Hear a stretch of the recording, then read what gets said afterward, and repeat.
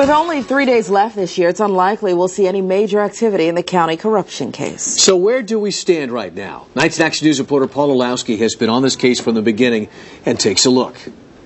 Where we stand is looking forward to an interesting 2011. Jimmy DeMora and it appears judges Bridget McCafferty and Stephen Terry to go on trial. Frank Russo to go to jail. And the promise from prosecutors of new charges against DeMora and others. But 2010 may be hard to beat. January was the 18th month since the county corruption raids, and finally the fallout began. Parma School Superintendent Sarah Zadig said she'd retire. She's not implicated in the corruption case, but one-time school board member Kevin Kelly is a central figure. His wheeling and dealing left the district unable to pass a levy.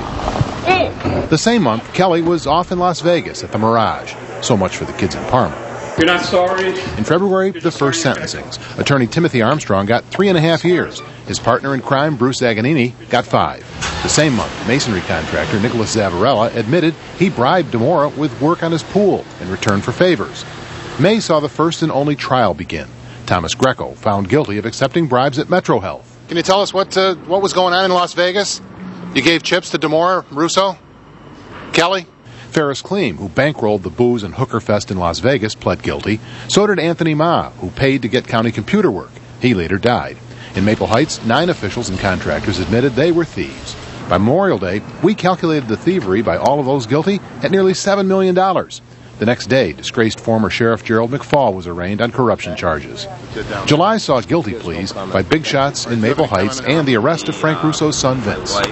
If we could get the real truth told once in a while through the media outlets here in the country. In August, Jimmy ranted on reporters, while September saw Frank Russo at a Bawdy Boys stripper show at Bounce. A week later, he admitted his guilt.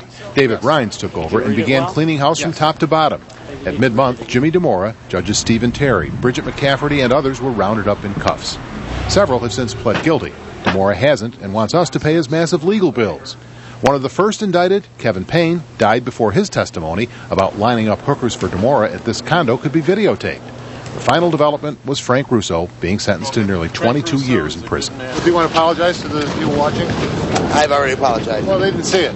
That's 13 names, but there are 22 other crooks. Joseph O'Malley, Stephen Tomasoni, Ronald Romanini, William Nieheiser, Michael Gabor, Samir Mohammed, Rocky Lurie, Christopher Krause, William Mitchell, Jerry Skrahovic, Robert Ryback, Gino Vaccarellia, Todd Ozanich, Todd Gemma, Ronald Monroe, Brian Carlton, Dinesh Bafna, Charles Edwards, Steve Canepa, Kenneth Kushmiter, Dan Weaver, Joseph Bibbo.